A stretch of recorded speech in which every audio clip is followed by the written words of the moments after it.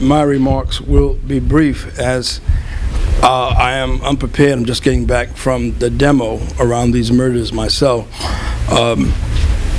I just want to introduce the discussion. I'm assuming that comrades have heard about it, these latest murders in Minnesota and in Louisiana, St. Paul and Baton Rouge.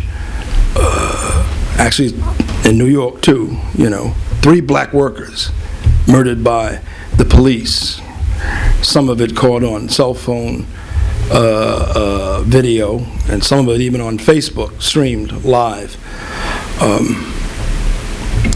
As Bill just mentioned, there are now thousands of people in the streets of New York angry about these murders. And this is a good thing, that there is a fairly good number of protesters, including a lot of white activists, which is something that is always important to me, young white activists, because the Black Lives Matter movement has been going through a difficult period. The demonstrations, generally speaking, around the country haven't been as strong. Why is that? A lot of reasons. In spite of the tremendous effectiveness and militancy of the Black Lives Matter uprising over the past 2 years, clearly, they're not able to stop the police war against black and brown people, which is so vital to capitalism, especially at this time, historically, but especially at this time, we would argue. And you can get frustrated and demoralized when you realize, especially after you fill the streets with people and taking over bridges and stop traffic, that you still can't stop the killing. Front page, at least online, the New York Times says that there are more police murders of black and brown people this year than there were last year. So this is not in anybody's imagination. I suppose you also have to factor in the fact that the bourgeois media turns toward the elections, and that usually is not good for workers' movements and people's movements. The bourgeoisie prefers their crazy, messy elections. So the fact that there are so many people that have responded in New York tonight, and I confess I don't know what's going on in other parts of the country.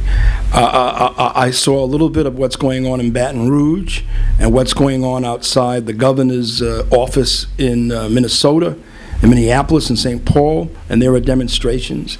And I'm sure that the bourgeoisie is, along with the state, the police, is monitoring that very carefully. It is of some interest, small interest, in the scheme of things, that this time, both the governors of Louisiana and Minnesota, they didn't wait days and weeks and even months, but right away they came out and called for the Justice Department to intervene. And I think this is part of the Black Lives Matter movement, maybe part of the fact that some of this stuff was caught on camera, but perhaps more to the point, it reflects something they've learned from Ferguson and from Baltimore, that if they don't get on top of this politically, there could be rebellions, and the rebellions could spread. And after all, this is the beginning of summer, and after all, you have those 2 bourgeois party conventions, weeks away. So I'm sure that the bourgeoisie and all of its pillars have been, they've been interfacing with each other to get their act straight. And no doubt that's part of the reason why not only has Obama spoken to it from Warsaw, but also also Clinton, I think, had something on her Facebook page, and even Sanders had something, which I heard was not that great. And this reflects one of the big problems with his campaign, if indeed that's true. I think the thing to watch is whether these murders, coming so close together, within 24 hours of each other, whether it re-arouses and opens up a much-needed new phase of the Black Lives Matter uprising. It's too soon to conclude that that is the case, notwithstanding what's happening in New York and maybe other places. But the magnitude of anger and outrage is such that it seems that it's possible, just like the murder of Freddie Gray last year sort of put new life into the Black Lives Matter uprising. We should watch very carefully and see if this does.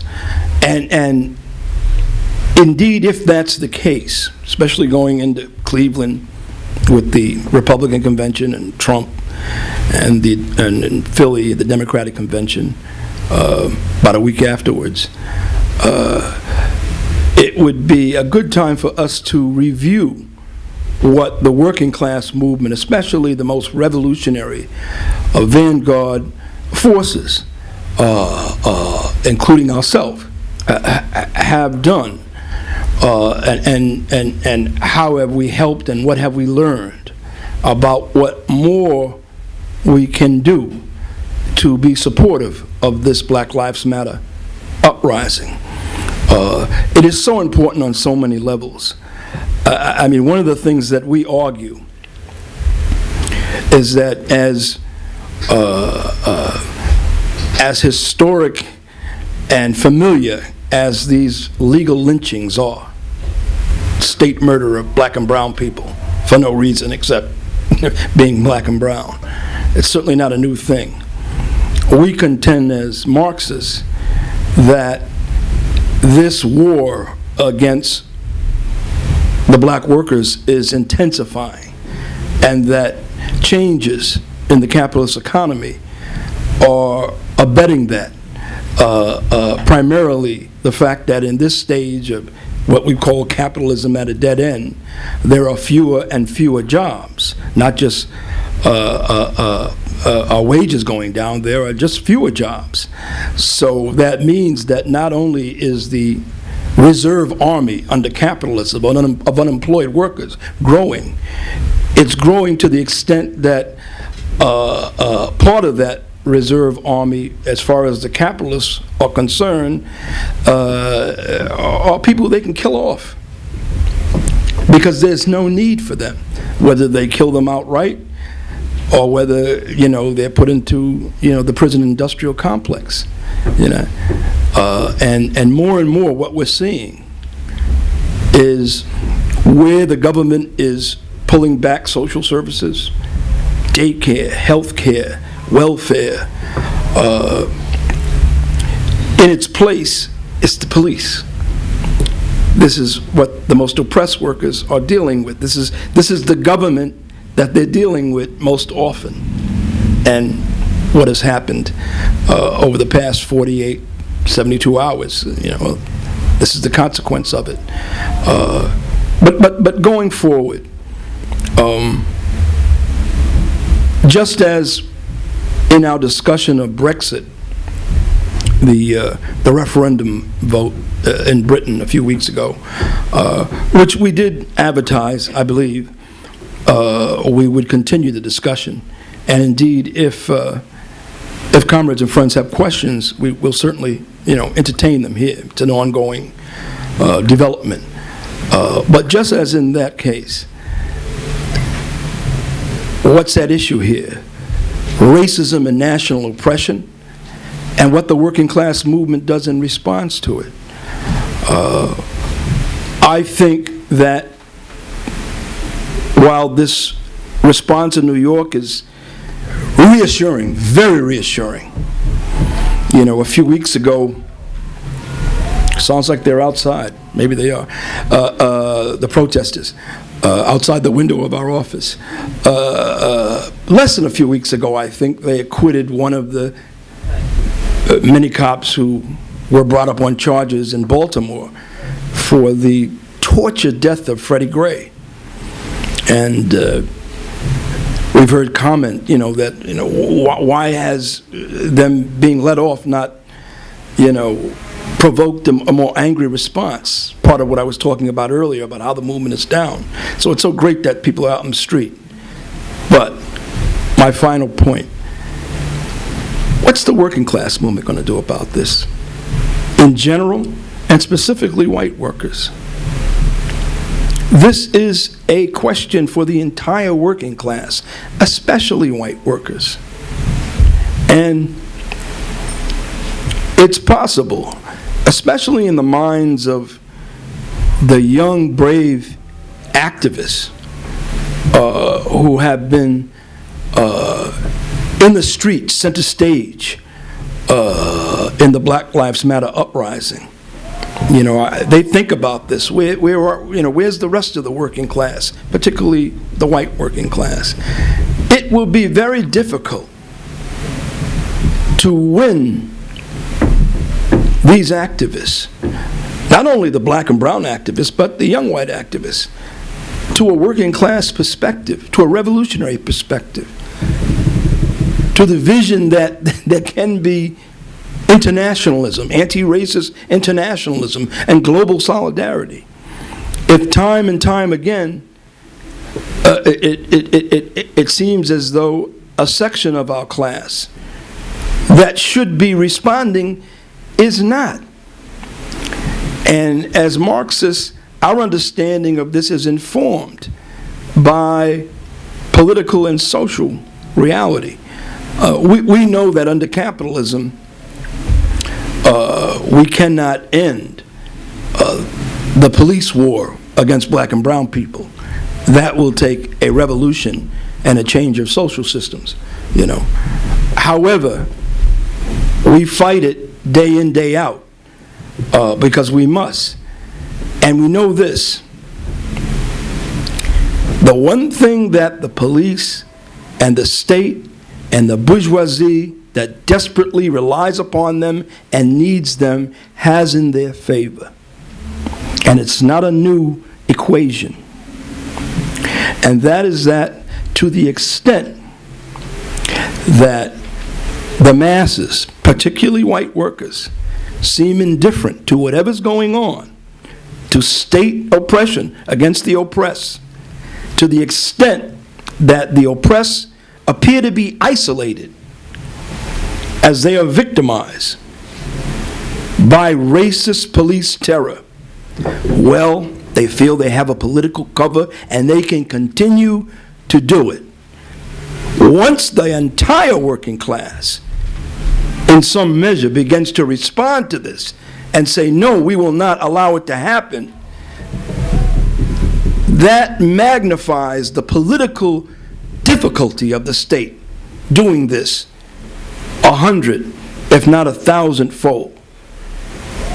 And while that may not be the only problem that we have to wrap our heads around, that's a big one. Let me just say a word about the campaign. Our candidates, both for president and vice president, as you know, are wonderful, revolutionary black militant communists, and they've been thinking about this, and we've all been talking, and they're tweeting and releasing statements.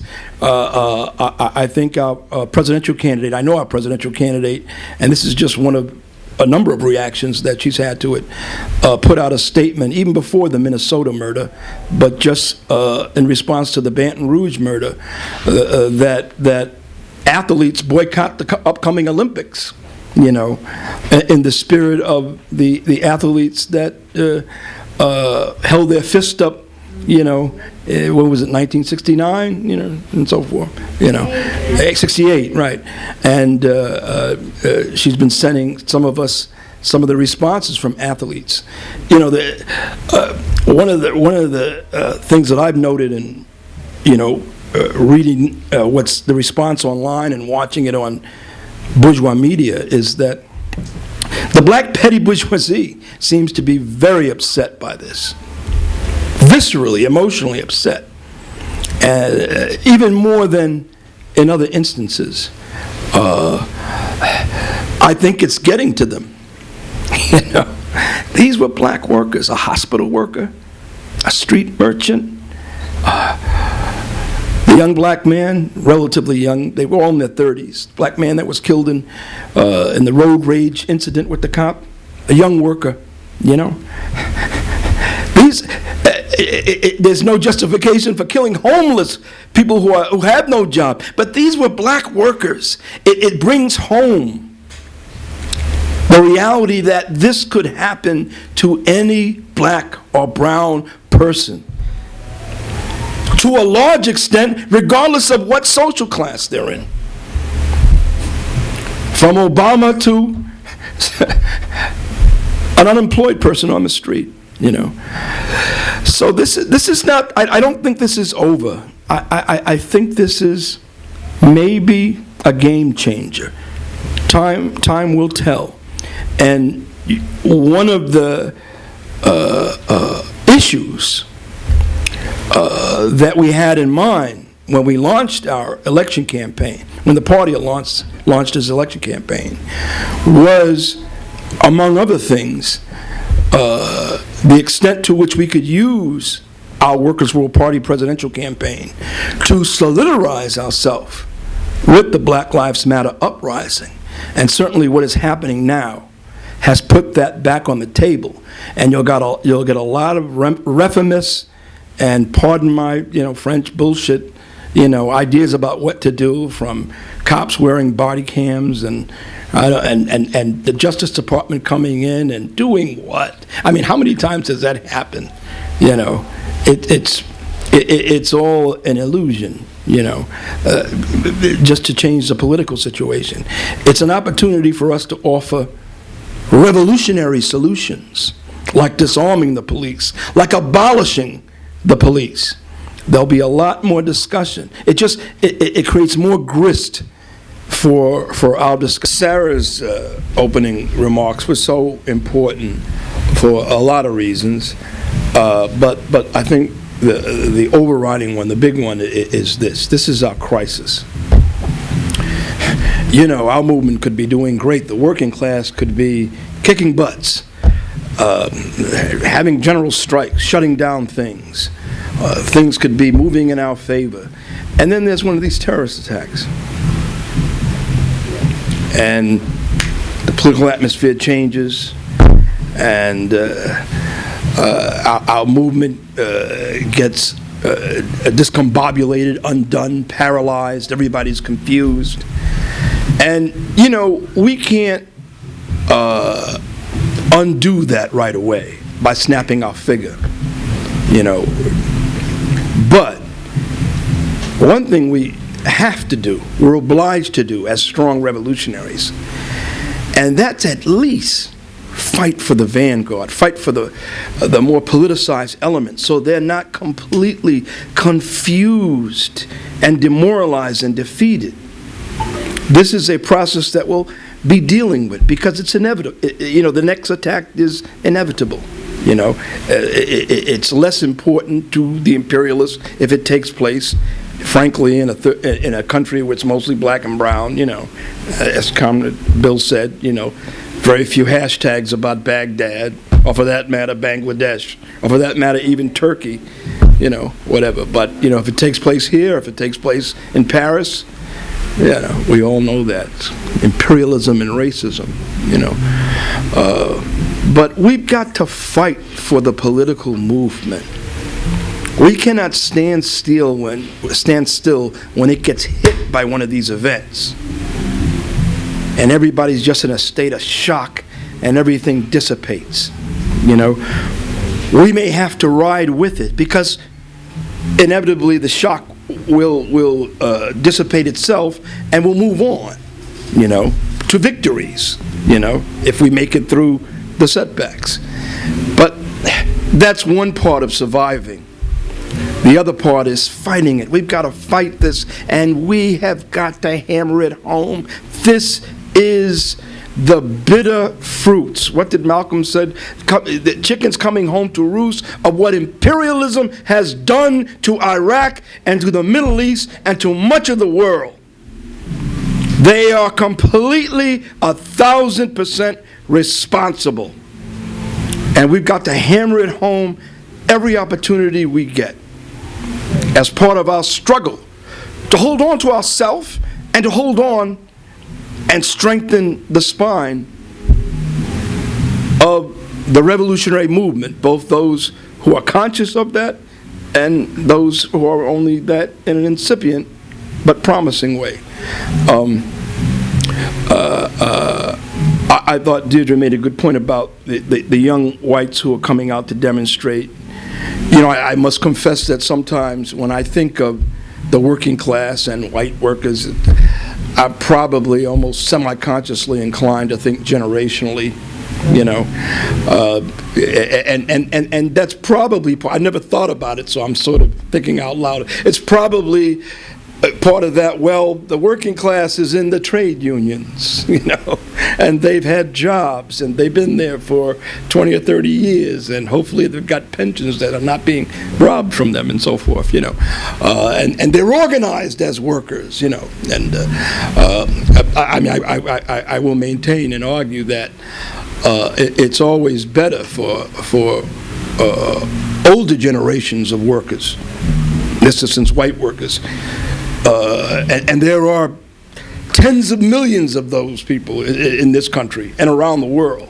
And there are some of the people who, you know, the racists and the fascists are appealing to. You know, so they're important. They're a pillar for all sorts of bad, for bad or worse. I mean, what I'm saying is important. But there's a new sector of the working class, and perhaps in the past we wouldn't even have identified it as such, because maybe they don't even see themselves as workers. It's multinational. There's a lot of whites, you know, but it's multinational, and it's a generation that maybe at an earlier time, I think quite some time ago, I think the bubble has burst recently.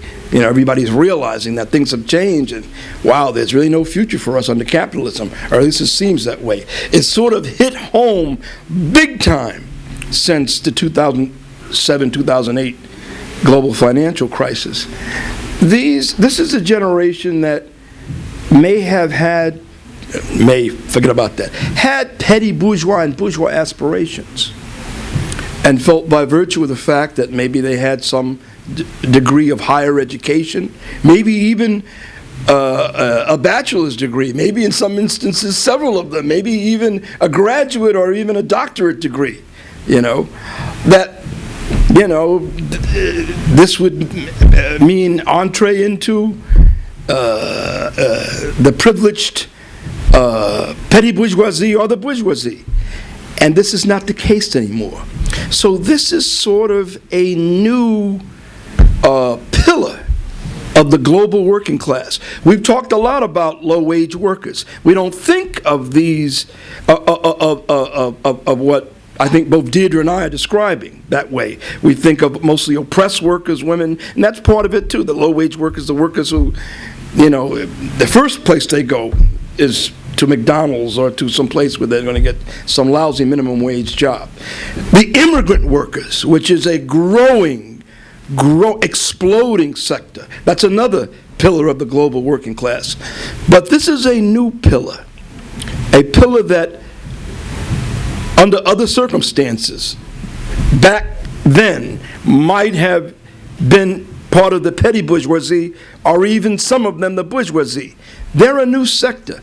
And these demonstrations show that they have a global consciousness,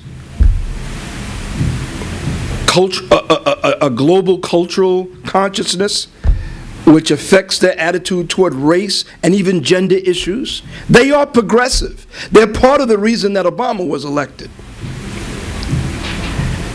They're not anarchists, aspects of anarchism are almost the default thing, because revolutionary Marxism had setbacks, so at the moment it doesn't resonate, it doesn't have the gravity that it has had in the past, and that it will have if we and others like ourselves do our jobs. These are workers, whether they consider themselves workers or not, or whether segments of the left who also tend to look backwards when they think of the working class. It's a big problem, whether we understand them as workers. They're a growing segment of the working class. Some people call them precarious workers. Regardless of their degrees, regardless of their cultural sophistication, their level of education, all that they read online, how comfortable they are with social media, they work at Trader Joe's, and they work at Starbucks, and they have 4 or 5 jobs a year. And they don't know how they're going to pay their college loan back. And you know all this. They are part of our class. And they're a potent class, perhaps because they're educated and worldly.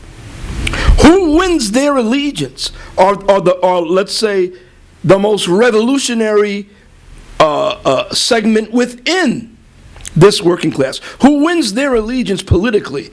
That is a big deal. And we're in a struggle for that, and we should be conscious of it.